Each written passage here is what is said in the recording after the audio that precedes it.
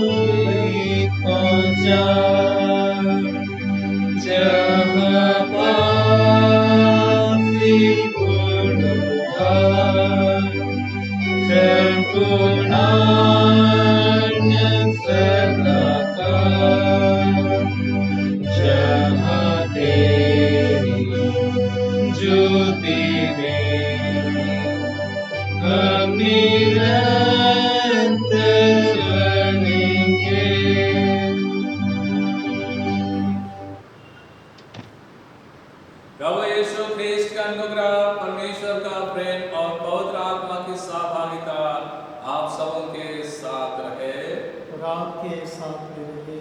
हम शुद्धता की प्रार्थना एक साथ कहें। हे सर्वशक्तिमान परमेश्वर, तेरे समुख सबके हृदय खुले हैं, तो सबके अभिलाषाओं को जानता है और तुझसे कोई भी भेद छिपा नहीं है। अपने पवित्र आत्मा की प्रेरणा से हमारे हृदय विचारों को शुद्ध कर, ताकि हम तुझसे पूर्ण से प्रेम करें और योग्यता से तेरे पवित्र नाम की स्तुति करें, हमारे प्रभु यीशु ख्रीस्त के द्वारा। आमीन। हम स्तुति गान को गाएंगे। स्वर में परमेश्वर के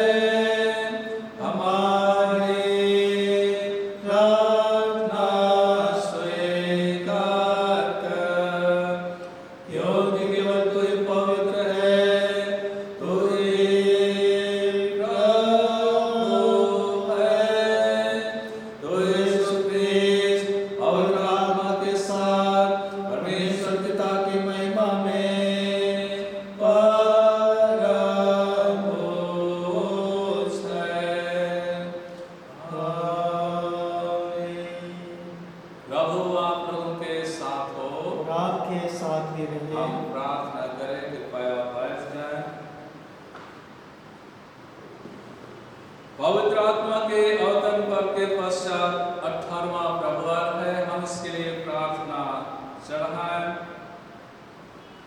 हे प्रभु, तू अपने लोगों की कमजोरियों को जानता है कि वे तेरे अनुग्रह की सहायता के बिना स्थिर खड़े नहीं रह सकते।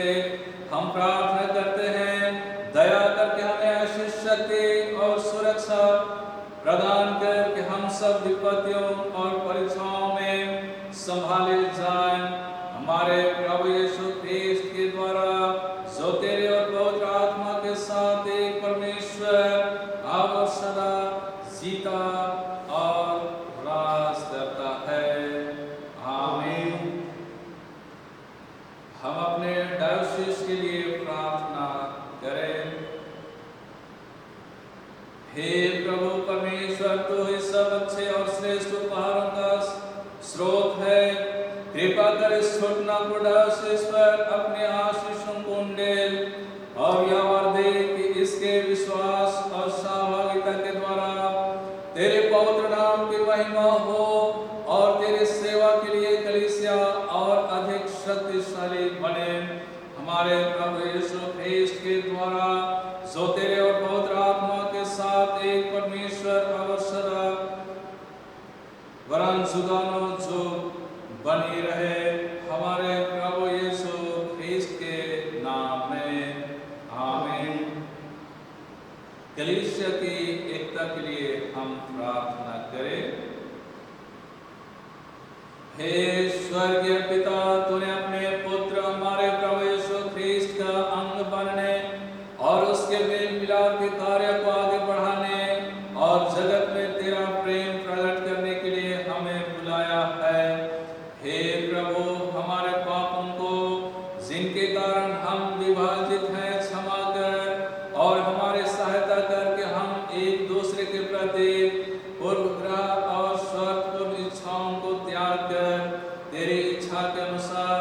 एकता के पवित्र बंधन में जुट जाए, हमारे प्रभु यीशु ख्रीस्त के द्वारा। आमीन। बीमार जन को अपनी प्रार्थना में स्मरण करें और उनके लिए प्रार्थना चढ़ाएं। हे सर्वशक्तिमान और पिता, जीवन और आरोग्यता के दाता, हम विनती करते हैं कि सब रोगियों पर दया दृष्टि कर और विशेषकर उन पर जिनके लिए हमारी प्रार्थना चाही गई है, उन पर और उनकी सेवा करने वालों पर अपने आशीष दे। ऐसा कि यदि तेरी इच्छा हो तो वे तन और मन में चंगे हो जाए और तेरी पवित्र कलीसिया में तेरा धन्यवाद करे, हमारे प्रभु यीशु ख्रीस्त के द्वारा। आमीन। हम इस महामारी कोरोना से छुटकारा के लिए पिता परमेश्वर से प्रार्थना करें। हे सर्वशक्तिमान और दयावान परमेश्वर, तू जो जीवन और मृत्यु का प्रभु है, इस भयानक कोरोना रोग और काल के समय हम नम्रता से तेरी ओर अपने हाथ उठाते हैं और हमें बचाने की भरोसा रखते हुए तुझसे विनती करते हैं कि तू हमें इस कोरोना रोग और संकट से छुड़ा और अपने लोगों का ऐसे स्वस्थ और शक्ति दे। तो संत नम्र और धन्यवाद मन से तेरी सेवा करे, हमारे प्रभु यीशु ख्रीस्त के द्वारा। आमीन। हम प्रार्थना करें सुसमाचार प्रचार के लिए। हे परमेश्वर, तूने सब जाति के मनुष्यों को एक ही लोक से सारी पृथ्वी पर वास करने के लिए उत्पन्न किया और अपने धन्य पुत्र को इसलिए भेजा कि जो दूर है और जो निकट है दोनों को मेल का प्रचार करे। या और दे कि इस देश के सब लोग तुझे टटोल कर पाए। और हे स्वर्गीय पिता, उस प्रतिज्ञा को शीघ्र पूरा कर जो तूने की है। मैं सारे मनुष्यों पर अपना आत्मा उंडे लूंगा, हमारे त्राता यीशु ख्रीस्त के द्वारा। आमीन।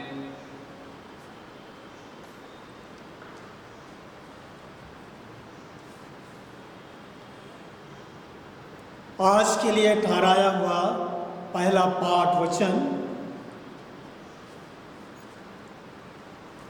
व्यवस्था विवरण नामक पुस्तक 13 अध्याय और उसके पहले पद से 5वें पद तक।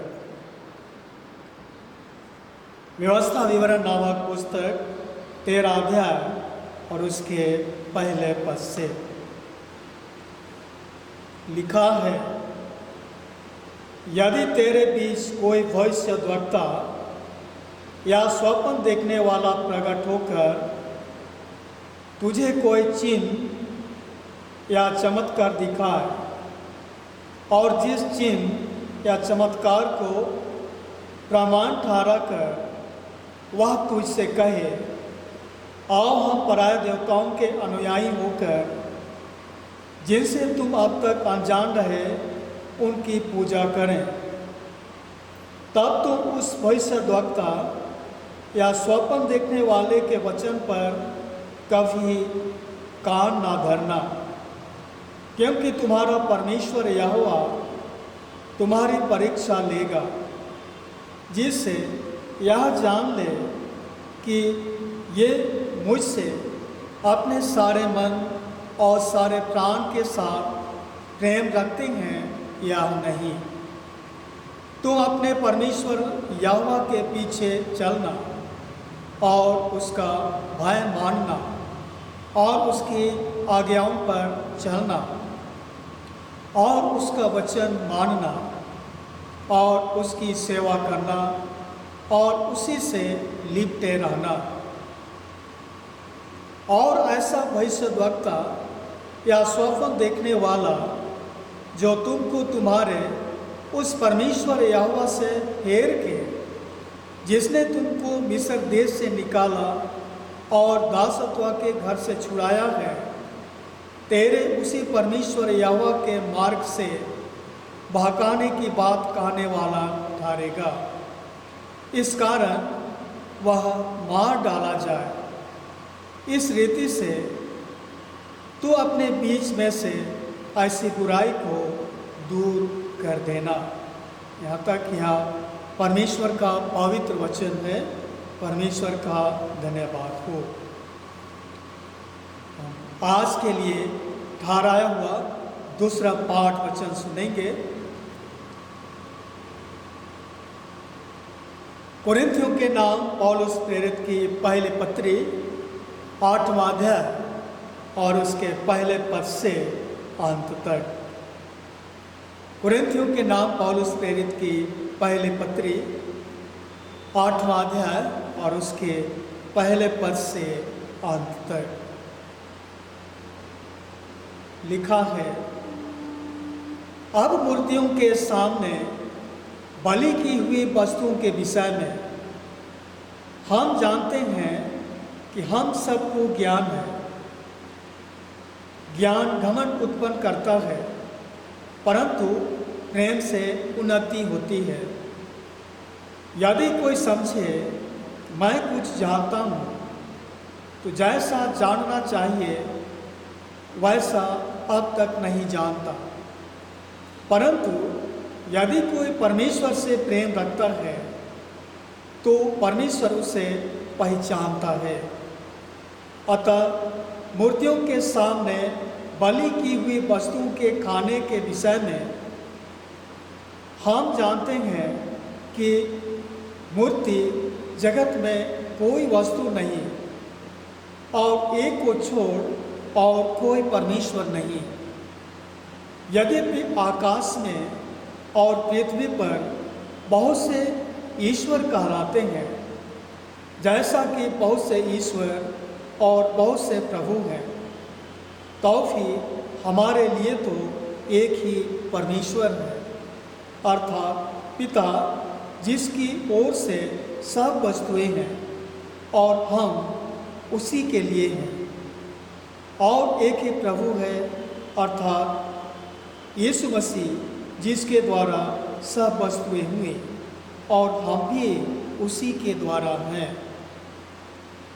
पर सबको यह ज्ञान नहीं, परंतु कुछ तो अब तक मूर्ति को कुछ समझने के कारण मूर्तियों के सामने बलि की हुई वस्तु को कुछ समझकर खाते हैं और उनका विवेक निर्बल होने के कारण अशुद्ध हो जाता है।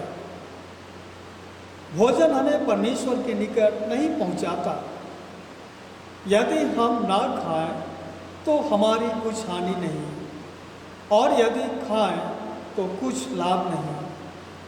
परंतु सावधान, ऐसा ना हो कि तुम्हारी यह स्वतंत्रता कहीं निर्बलों के लिए धोखा का कारण हो जाए। क्योंकि यदि कोई तुझ ज्ञानी को मूर्ति के मंदिर में भोजन करते देखे और वह निर्बल जन हो, तो क्या उसके विवेक को मूर्ति के सामने बलि की हुई वस्तु खाने का साहस ना हो जाएगा? इस रीति से तेरे ज्ञान के कारण वह निर्बल भाई, जिसके लिए मसीह मारा, नष्ट हो जाएगा। इस प्रकार भाइयों के विरुद्ध अपराध करने से और उनके निर्बल विवेक को चोट पहुंचाने से तो मसीह के लिए अपराध करते हो। इस कारण यदि भोजन मेरे भाई को ठोकर खिलाए तो मैं कभी किसी रीति से मांस ना खाऊंगा, ना हो कि मैं अपने भाई के लिए ठोकर का कारण बनूं। यह परमेश्वर का पवित्र वचन है। परमेश्वर का धन्यवाद हो। हम इस समय गीत गाएंगे।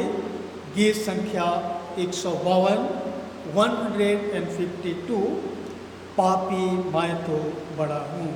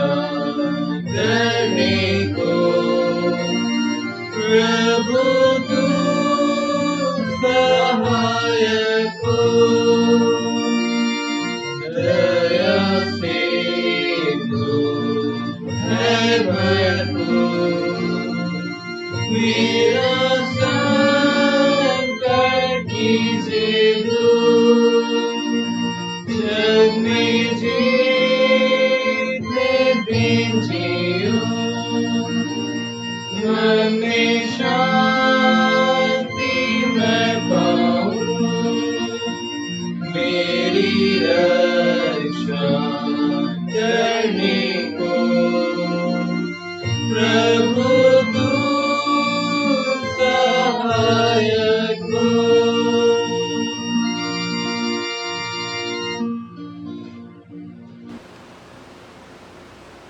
प्रभु आप लोगों के साथ हो। और आपके साथ ही रहे। पवित्र सुसमाचार मत्ती रचित सुसमाचार उसके 18वें अध्याय और उसके 7वें पद से सुसमाचार आरंभ होती है। प्रभु तेरी महिमा हो। मत्ती रचित सुसमाचार अध्याय 18 पद संख्या 7 से। ठोकरों के कारण संसार पर हाय, ठोकरों का लगना अवश्य है, पर हाय उस मनुष्य पर जिसके द्वारा ठोकर लगती है। यदि तेरा हाथ या तेरा पांव तुझे ठोकर खिलाए तो उससे काट कर फेंक दे। टुंडा या लंगड़ा होकर जीवन में प्रवेश करना तेरे लिए इससे भला है कि 2 हाथ या 2 पांव रहते हुए तो अनंत आग में डाला जाए। यदि तेरी आंख तुझे ठोकर खिलाए तो उससे निकाल कर फेंक दे। काना होकर जीवन में प्रवेश करना तेरे लिए इससे भला है कि 2 आंख रहते हुए तो नरक की आग में डाला जाए। देखो तुम इन छोटों में से किसी को तुच्छ ना जानना, क्योंकि मैं तुमसे कहता हूँ कि स्वर्ग में इनके दूत मेरे स्वर्गीय पिता का मुँह सदा देखते हैं, क्योंकि मनुष्य का पुत्र खोए हुओं को बचाने आया है। तुम क्या सोचते हो? यदि किसी मनुष्य की 100 भेड़ें हों और उनमें से एक भटक जाए तो क्या वह 99 को छोड़कर और पहाड़ों पर जाकर उस भटकी हुई को ना ढूंढेगा? और यदि ऐसा हो कि उससे पाए तो मैं तुमसे सच कहता हूँ कि वह उन 99 भेड़ों के लिए जो भटकी नहीं थी इतना आनंद नहीं करेगा जितना कि इस भेड़ के लिए करेगा। ऐसे ही तुम्हारे पिता की जो स्वर्ग में है यह इच्छा है कि इन छोटों में से एक भी नष्ट हो। या प्रभु यीशु ख्रिस्ट का सुसमाचार है।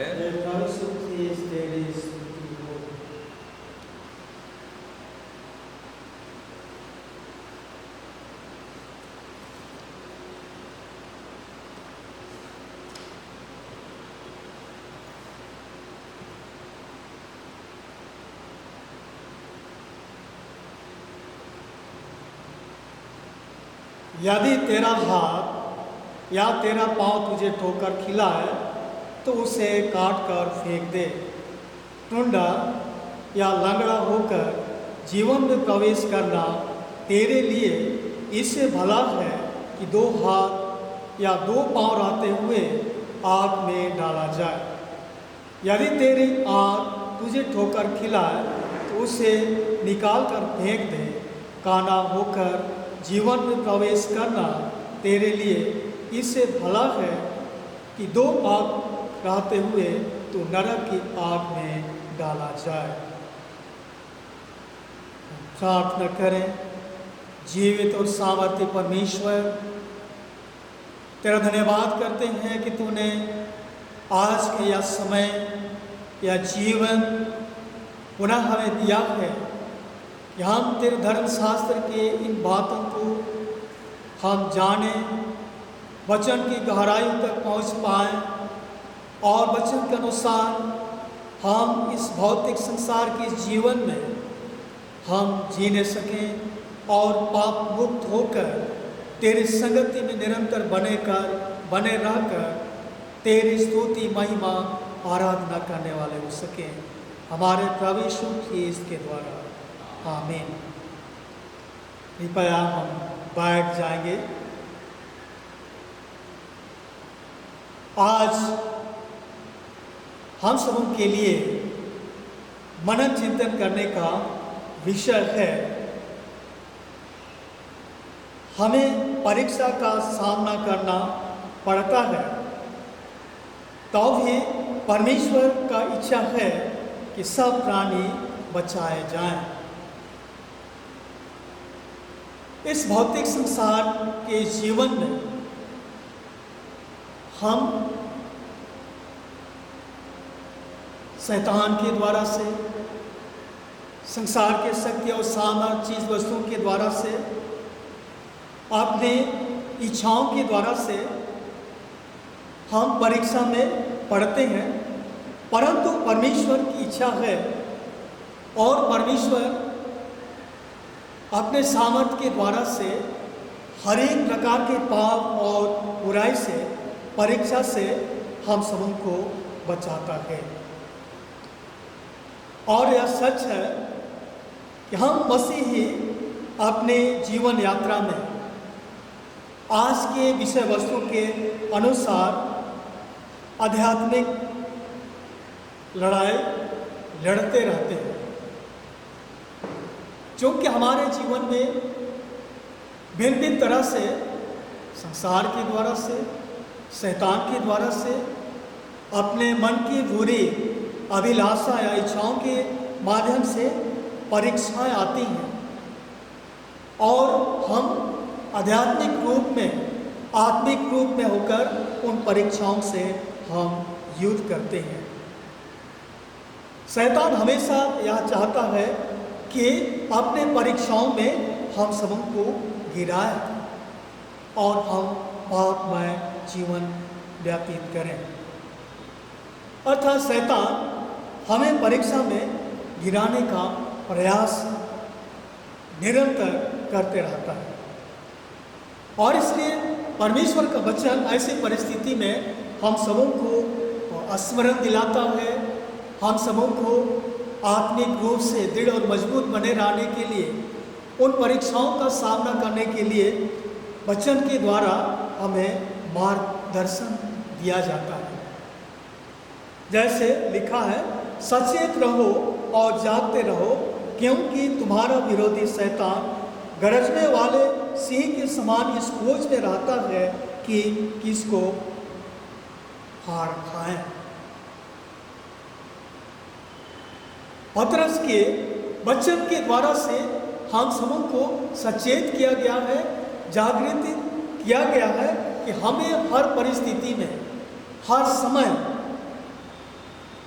सजग रहने की आवश्यकता है, सचेत रहने की आवश्यकता है कि हमारे इर्द गिर्द, हमारे चारों ओर शैतान हमेशा इस ताक में रहता है कि वह हमें अपने जाल में, अपने परीक्षा में वो गिराए। और सचमुच मसीह में प्रियो, ऐसा कोई भी वक्त नहीं है कि जब हमारे पास शैतान नहीं होता। हमारे चारों ओर, हमारे इर्द गिर्द हमेशा वह चक्कर काटते रहता है, हमें लुभाने, परीक्षा लेने और हमें सताने के लिए भिन्न भिन्न तरह से, भिन्न भिन्न व्यक्तियों का, इंसानों का उपयोग करने का प्रयत्न या षड्यंत्र रचता है। वह प्रयास करता है कि हमें बुराई, किसी भी प्रकार की बुराई में, रोग में या आपदाओं में हमें फंसाए रखे, डुबाए रखे और हमें परमेश्वर से दूर करके पापमय जीवन व्यतीत करने के लिए हमें प्रेरित करें। अक्सर ऐसा ही हमेशा शैतान हम सबों के चारों ओर अपने जालों को फैलाए रहता है, ताकि हम उस जाल में फंसकर हम परमेश्वर की संगति से अलग होकर के पापमय जीवन व्यतीत करें। धर्मशास्त्र के माध्यम से हम सब हमारे उद्धारकर्ता प्रभु यीशु के जीवन चरित्र को जानते हैं। बाल्यावस्था से, संडे स्कूल से ही हमने प्रभु यीशु ख्रीस्त के संबंध में शिक्षा पाई है कि जब वह इस पृथ्वी पर सेवकाई का कार्य कर रहा था, सुसमाचार हमें बताती है कि बपतिस्मा के तुरंत बाद आकाशवाणी हुई, यह मेरा प्रिय पुत्र है जिसे मैं प्रसन्न हूं। और जैसे आकाशवाणी हुई, कबूतर के रूप में उसके ऊपर पवित्र आत्मा उतरा, अथवा वह पवित्र आत्मा से परिपूर्ण हो गया। परंतु बाइबल बताती है, सुसमाचार बताती है कि तुरंत स्थिति विकट हो गई, तुरंत स्थिति बदल गई और यीशु को आत्मा जंगल ले गया और जंगल में 40 दिन रात उपवास और प्रार्थना में रहा। और जब शैतान द्वारा परखा गया, प्रभु यीशु ख्रीस्त परमेश्वर के वचन के सामर्थ्य से शैतान को पराजित किया। शैतान किसी भी तरह से उसे अपने योजना से, पिता की योजना से उसे विचलित नहीं कर पाया। मसीह में प्रियो, प्रभु इस परीक्षा से विजयी होकर हम विश्वासियों के लिए उदाहरण दे गया है कि इसी तरह हम भी अपनी परीक्षाओं के समय प्रभु के समान जयवंत हो सकते हैं। प्रभु के इस सामर्थ्य के काम के द्वारा से हम सबों को प्रेरणा दिया गया है, प्रेरणा मिलती है कि जब कभी हम परीक्षा में आते हैं, शैतान हमारा परीक्षा लेता है, हम उसका सामना करते हुए हम अपने परीक्षाओं से जयवंत हो सकते हैं, हम विजय प्राप्त कर सकते हैं। आज के सुसमाचार में हम सुन रहे थे, ठोकरों के कारण संसार पर हाय, ठोकरों के कारण संसार पर हाय, ठोकरों का आना आवश्यक है, पर हाय उस मनुष्य पर जिसके द्वारा ठोकर लगती है, पर हाय उस मनुष्य पर जिसके द्वारा ठोकर लगती है।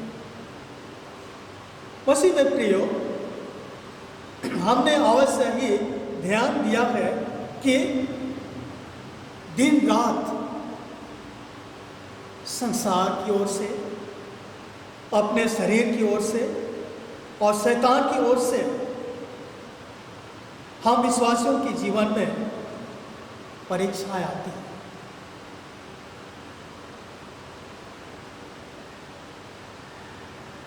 शैतान, संसार और हमारे शरीर के इंद्रियों के द्वारा, इच्छाओं के द्वारा से या किसी व्यक्ति के द्वारा से ठोकर आती है,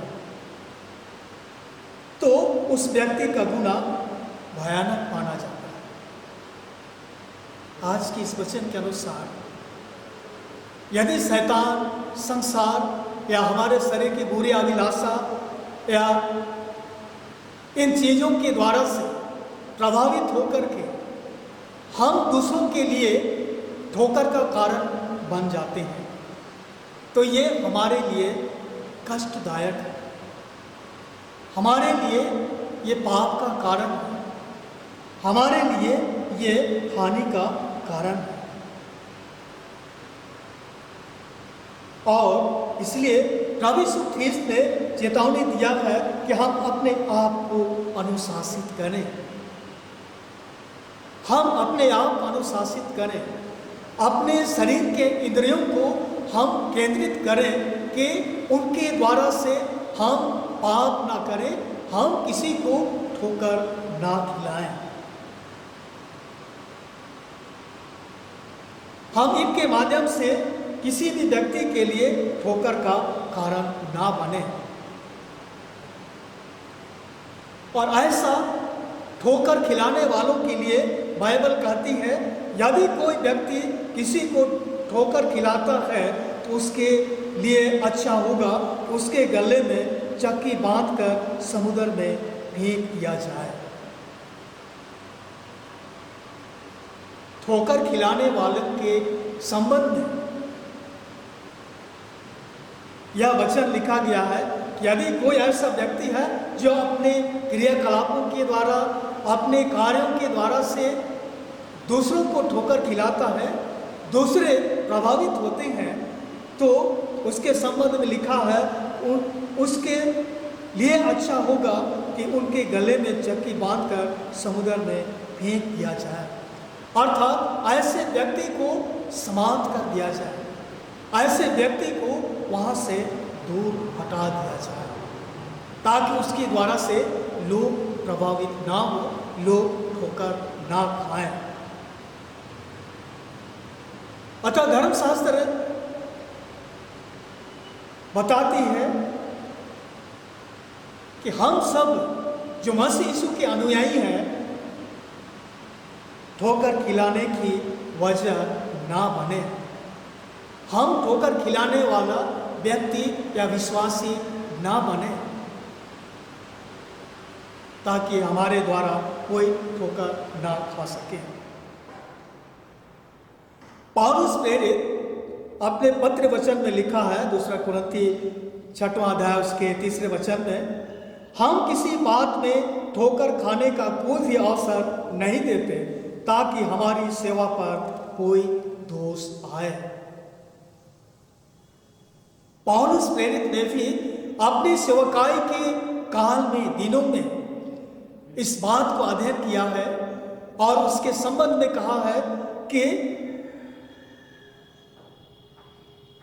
हम किसी को ठोकर खिलाने का कोई ऐसा अवसर या कार्य ना दें कि अगला व्यक्ति हमारे द्वारा से ठोकर खाए।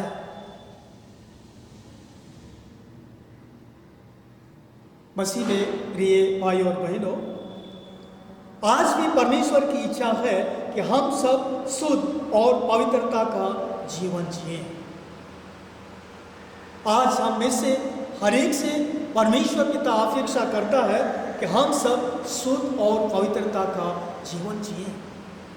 हमारा जीवन पाप रहित हो, हम निष्कलंक रहें। बाइबल बताती है, जैसा तुम्हारा बुलाने वाला पवित्र है, वैसा ही तुम भी संपूर्ण आचरण में पवित्र बनो, क्योंकि लिखा है, पवित्र बनो क्योंकि मैं पवित्र हूँ। यह परमेश्वर की पवित्र इच्छा है। जैसा पिता परमेश्वर पवित्र है, हम पवित्र बने।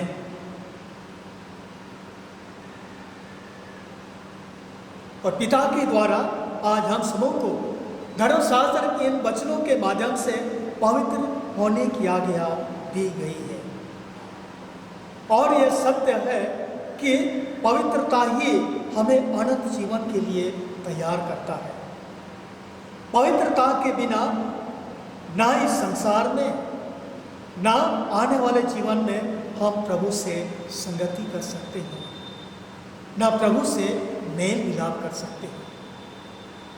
इसलिए पवित्रता का जीवन व्यतीत करना हम सबों को अति आवश्यक है। अतः परमेश्वर ने, प्रभु यीशु ख्रीस्त ने आज के सुसमाचार के वचन के माध्यम से शुद्ध और पवित्र जीवन जीने के लिए, पाप से लड़ने के लिए हम सबों को एक उदाहरण दिया है। वचन के माध्यम से एक उदाहरण दिया है कि हम सबों को जो उसके अनुयायी हैं, आध्यात्मिक शल्य चिकित्सा की आवश्यकता है। हम सबों को आध्यात्मिक शल्य चिकित्सा की आवश्यकता है, जिसको हम अंग्रेजी में स्पिरिचुअल सर्जरी हम कह सकते हैं। जैसे मैंने पहले ही पढ़ करके सुनाया, वचन में लिखा है, यदि तेरा हाथ या तेरा पांव तुझे ठोकर खिलाए तो उसे काट कर फेंक दे। यदि तेरी आंख तुझे ठोकर खिलाए तो उसे निकाल कर फेंक दे।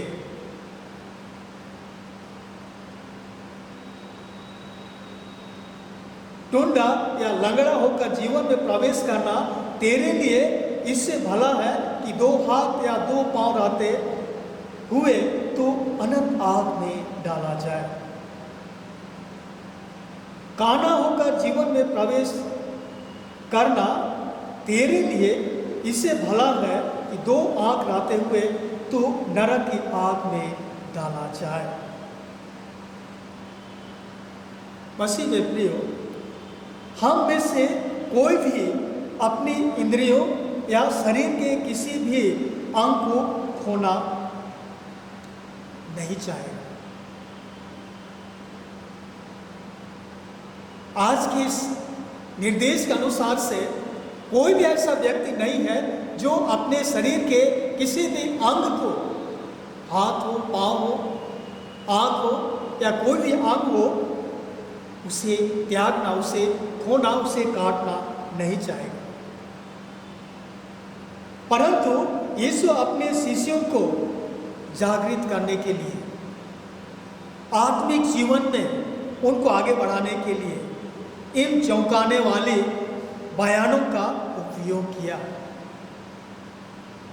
इन चौंकाने वाली बातों को उनके सामने रखा।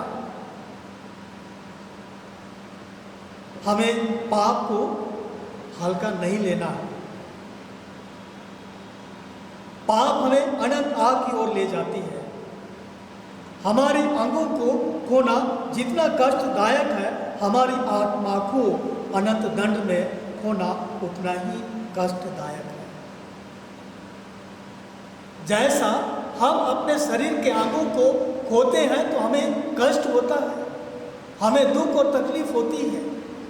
हम उनके बिना अपने इस पृथ्वी पर के जीवन में हर एक कार्यों को पूरी रीति से नहीं निभा सकते हैं और उसके बिना हम कष्टपूर्ण जीवन व्यतीत करते हैं। परंतु बाइबल की सच्चाई है,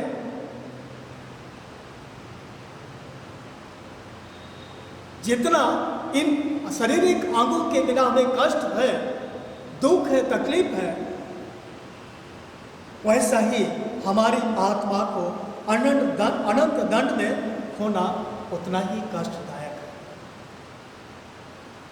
अर्थात यीशु मसीह ने हमें सिखाया है कि हम अपने जीवन में अपने हाथ, पांव और आंख के द्वारा कोई भी ऐसा कार्य जो पाप कार्य हो, जिसके द्वारा हम दूसरे विश्वासियों को ठोकर खिलाते हैं या हम ठोकर का कारण बनते हैं, हम प्रभु की संगति से दूसरों को अलग करते हैं, ऐसे कार्यों को अपने जीवन से अलग रखें।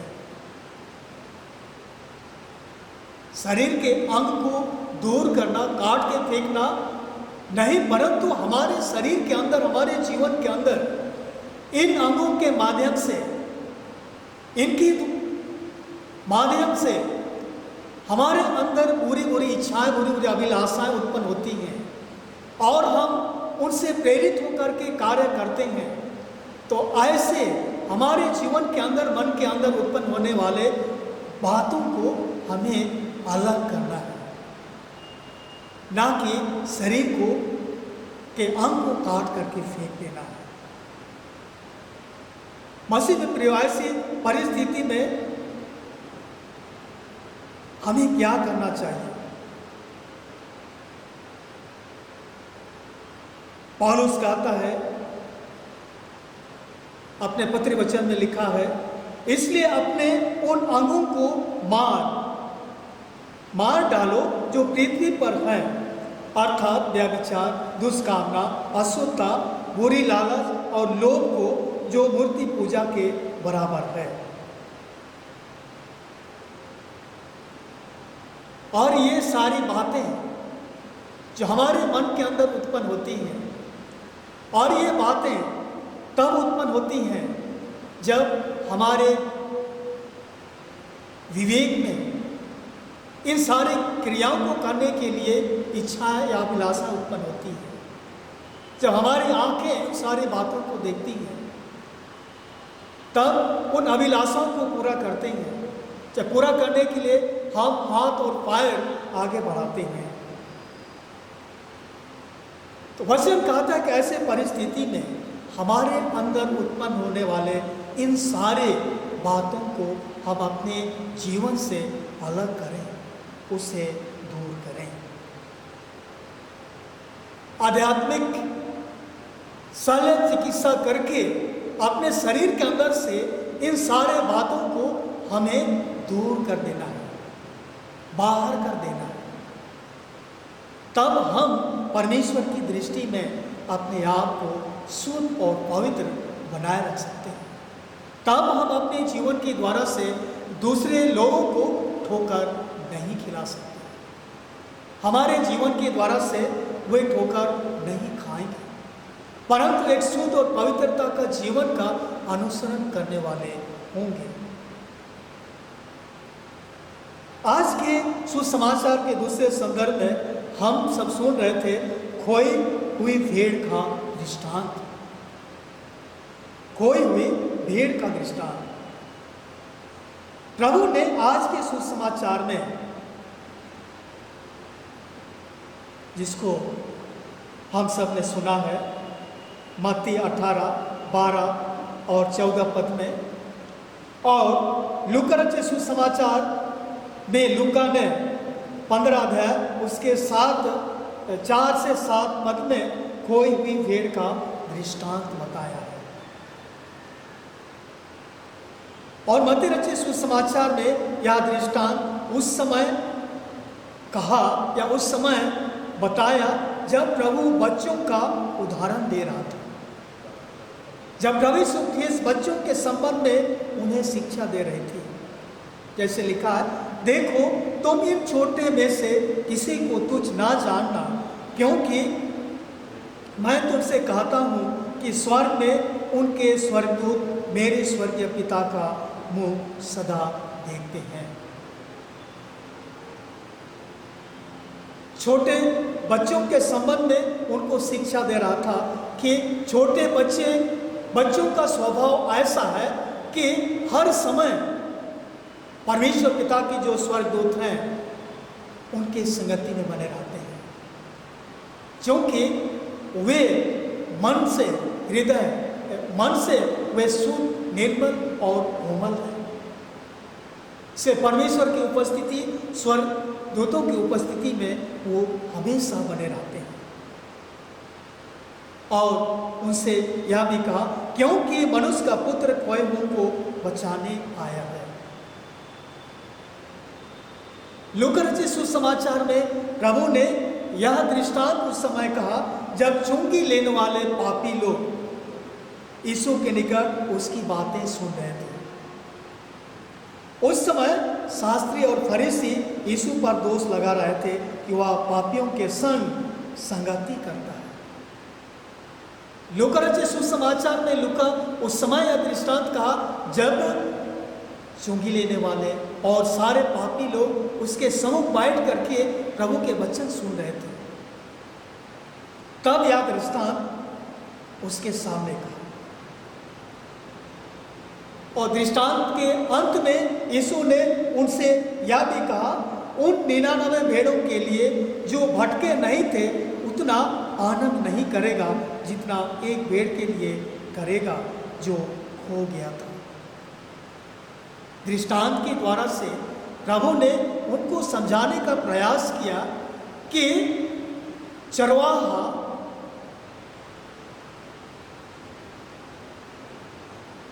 खोई हुई एक भेड़ के लिए इतना आनंद मनाएगा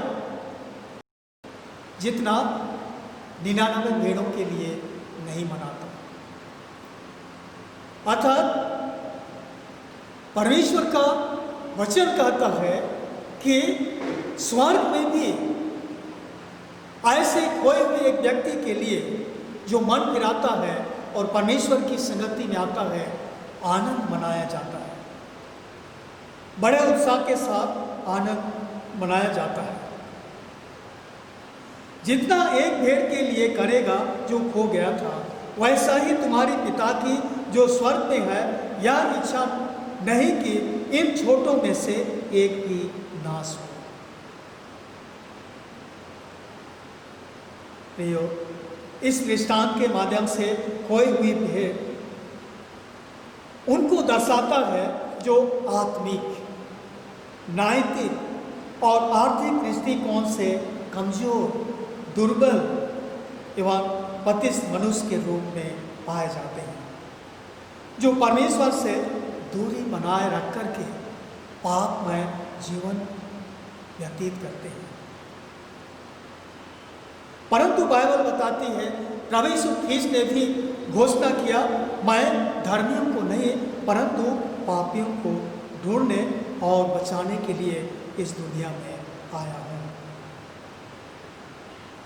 इस दृष्टांत के द्वारा प्रभु यीशु ने प्रकट किया कि परमेश्वर चाहता है कि सब मनुष्यों का उद्धार हो, कोई नाश ना हो।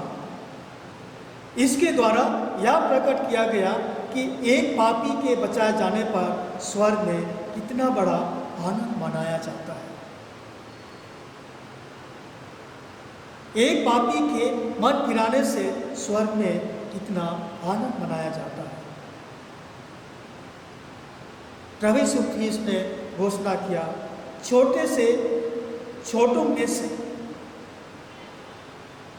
प्रभु यीशु मसीह का तात्पर्य नए विश्वासियों से, जो आत्मिक रीति से दुर्बल है, नैतिक, मानसिक, आत्मिक रीति से दुर्बल है, कमजोर है। और आज भी संपूर्ण कलीसिया में ऐसे लोग हैं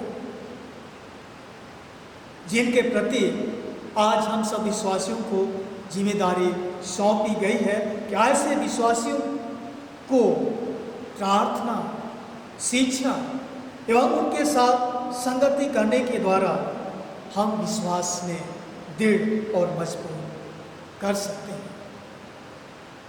आज प्रभु यीशु ख्रीस्त ऐसे लोगों को अपने संगति में बनाए रखने के लिए हम विश्वासियों को ये अधिकार दिया है।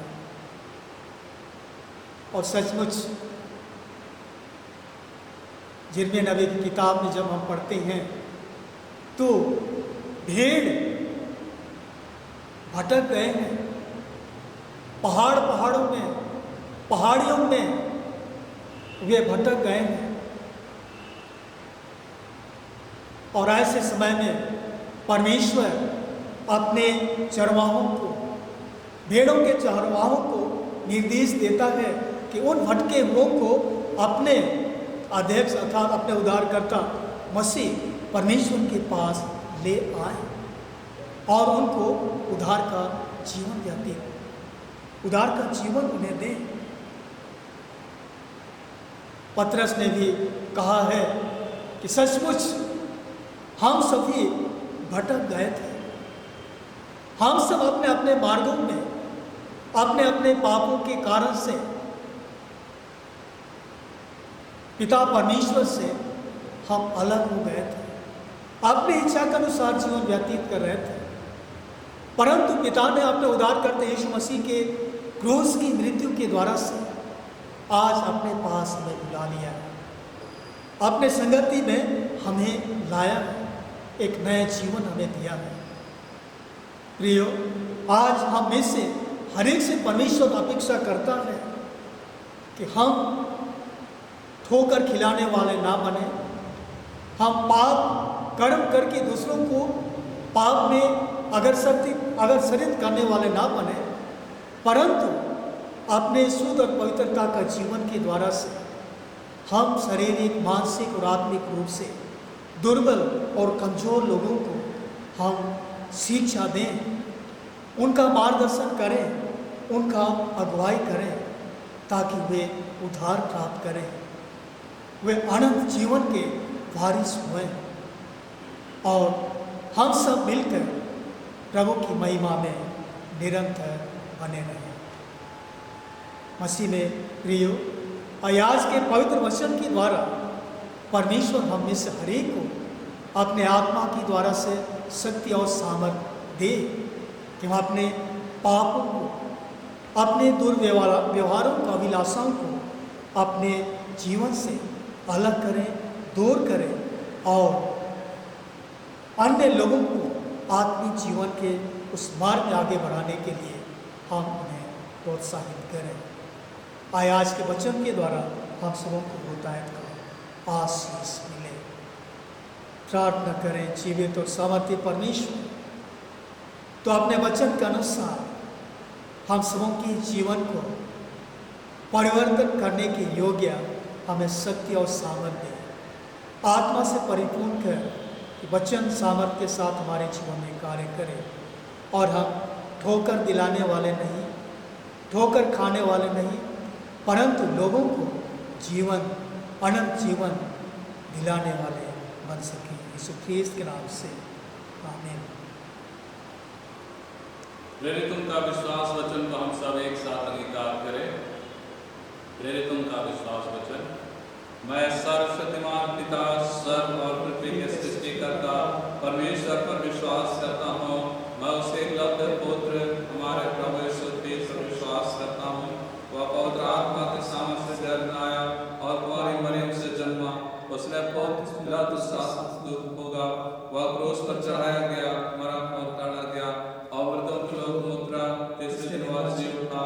वह स्वर्ग पर चढ़ गया और पिता के दाहिने ओर से वह जीवितों का न्याय करने को फिर आएगा। मैं पवित्र आत्मा पर, पवित्र सार्वलौकिक कलीसिया पर, संतों के संगति, पापों की क्षमा, देह के पुनरुत्थान और अनंत जीवन पर विश्वास करता हूँ। आमीन। हम समस्त मानव जाति के लिए प्रार्थना करें और अपनी प्रार्थनाओं को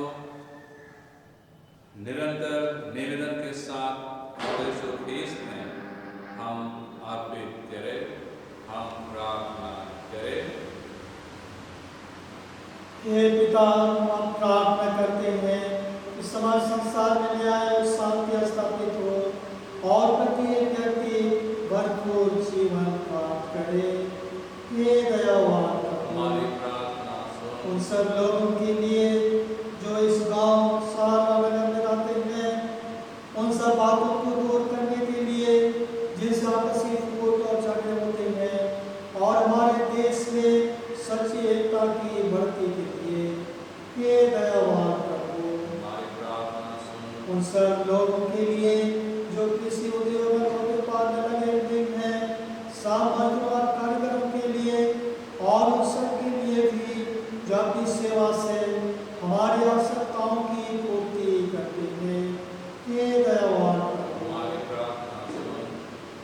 अध्यापकों और छात्रों, वैज्ञानिकों, लेखकों और कलाकारों और उन सब व्यक्तियों के लिए जाने लोगों के विचारों और भावनाओं को प्रभावित करते हैं, हे दयावान प्रभु हमारी प्रार्थना सुनो। उन सब लोगों के लिए जो दुखी हैं, बेरोजगार हैं, भूखे प्यासे हैं, गरीब और दलित हैं, बीमार और अनासन हैं और उन सब व्यक्तियों के लिए जो ऐसे लोगों की सेवा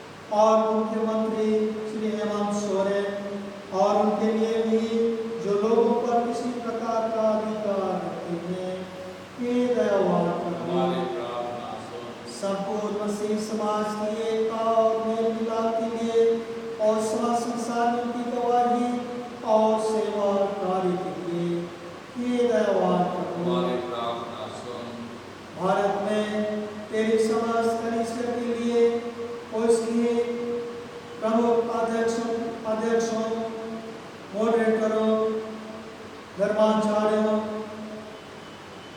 और हमारे छोटापुर डायसिस के बिशप, हमारे पुरोहितों और त्रिकनिष्ठा के समाजदार सेवकों के लिए वे सच्चाई और लगन से तेरी सेवा करें। हे दयावान प्रभु,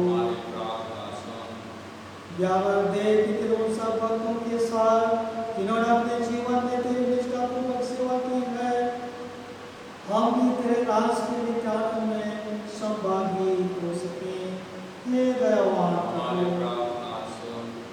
हे स्वर्गीय पिता, अपने राज को शीघ्र प्रकट कर हमारी प्रार्थनाओं को सुन। हम तेरे पुत्र अपने प्रभु के नाम से आमीन। आमीन।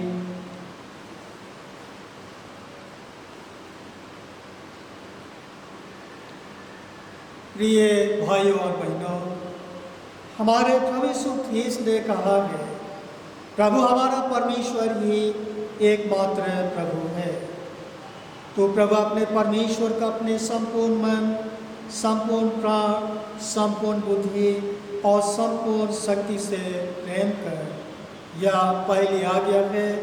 दूसरी यह है, अपने पड़ोसी को अपने समान प्रेम कर। इनसे बड़ी और कोई आज्ञा नहीं है।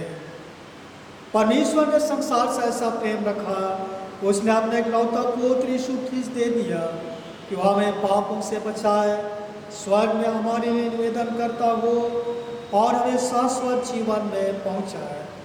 इसलिए हम पश्चाताप और विश्वास के साथ अपने पापों का अंगीकार करें। हम परमेश्वर की कृपा से उसकी आज्ञाओं का पालन करने का और सब लोगों के साथ मेल मिलाप और प्रेम से रहने का दृढ़ संकल्प करें।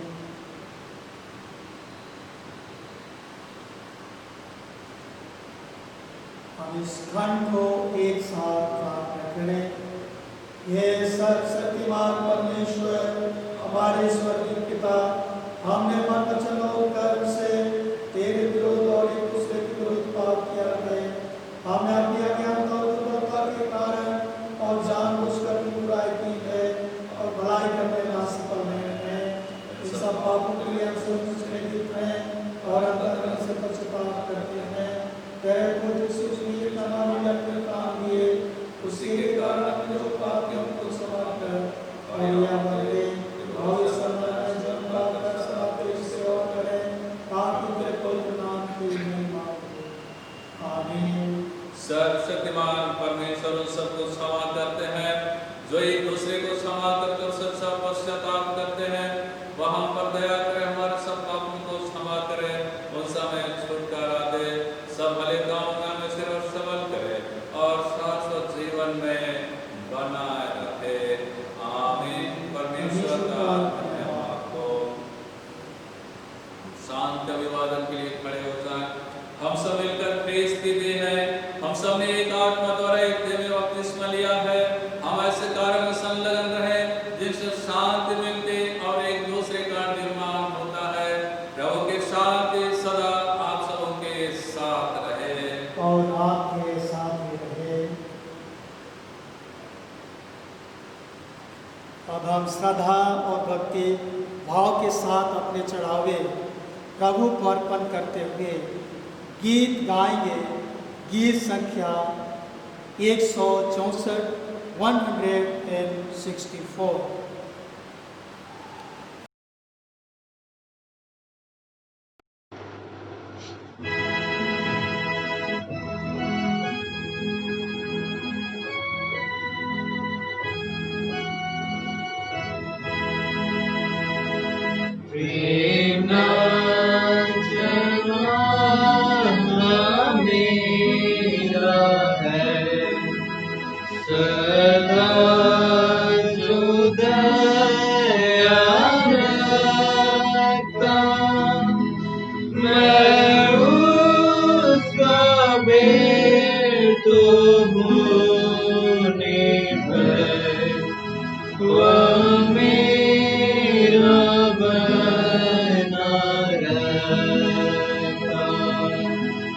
जीवन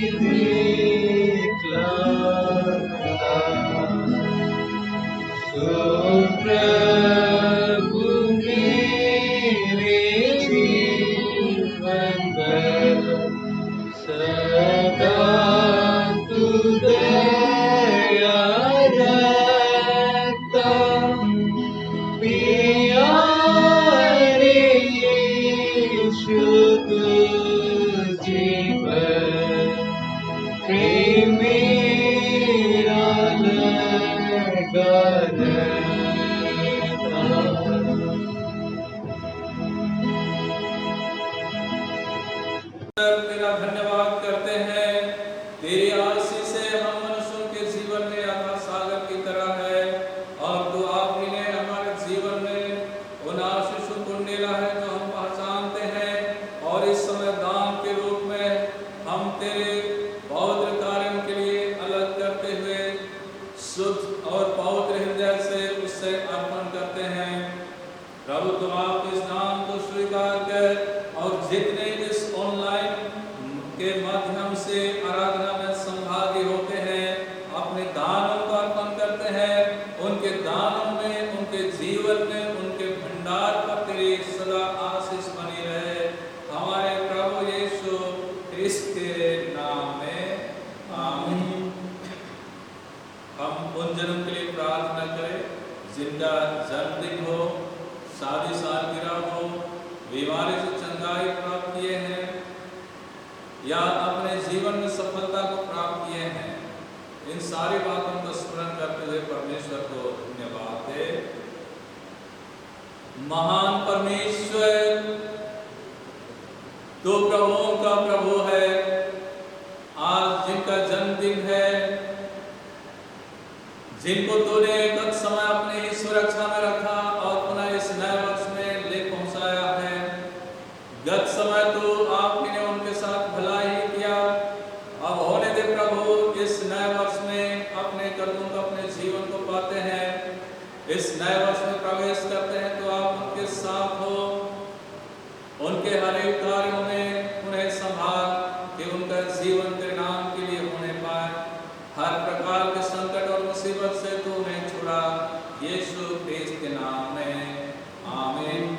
हे प्रभु, जिनका पवित्र विवाह के द्वारा से शादी सालगिरह है, उनके लिए हम प्रार्थना करते हैं दाम्पत्य जीवन में, तो आप अपने आशीषों को उनके दाम्पत्य जीवन में उंडेल, तो वे पति पत्नी होकर के उन आशीषों को बटोरे जो तूने उनके लिए तैयार किया है। पति पत्नी होकर के विश्वासता के साथ एक दूसरे में बने रहें, एक दूसरे के प्रति निष्ठावान बने रहें, और तेरे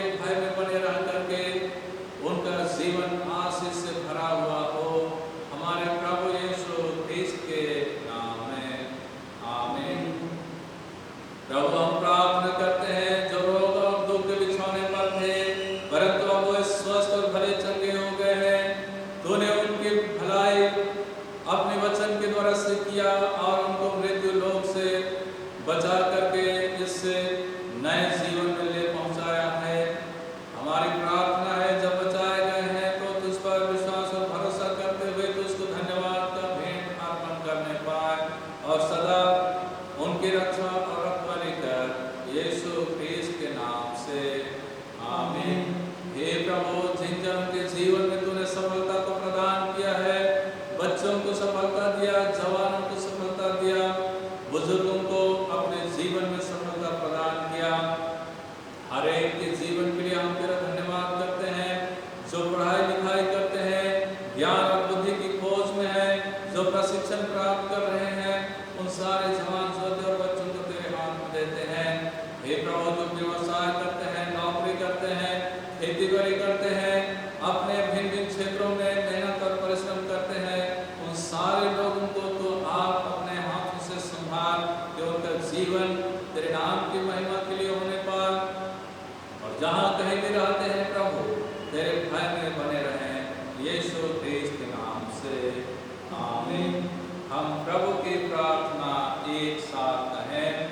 हे हमारे पिता, तू जो स्वर्ग में है, तेरा नाम पवित्र माना जाए, तेरा राज्य आए, तेरी इच्छा जैसे स्वर्ग में पूर्ण होती है वैसे इस पृथ्वी पर भी हो। हमारे दिन भर की रोटी आज हमें दे, हमारे अपराधों को क्षमा कर जैसा हमने अपने अपराधियों को क्षमा किया है। हमें परीक्षा में ना डाल, परंतु बुराई से बचा, क्योंकि राज, प्रकट और महिमा अब सर्वदा तेरे ही है। आमीन।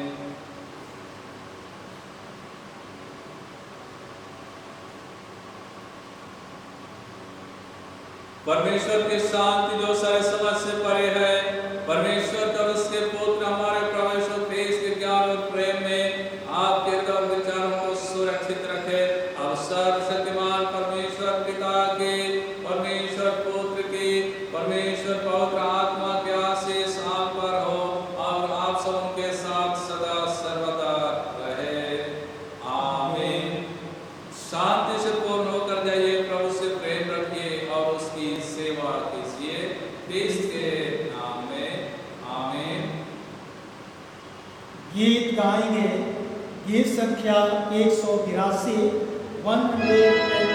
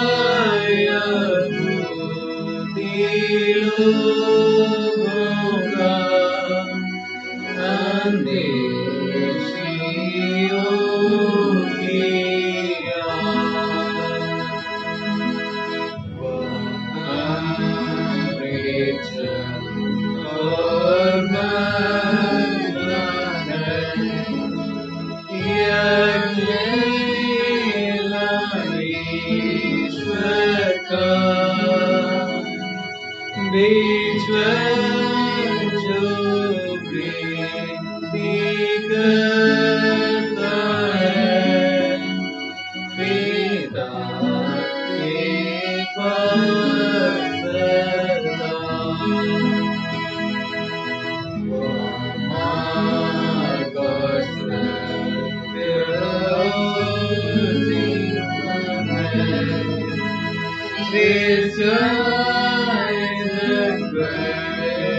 पिता परमेश्वर प्रथम पिता है परलोका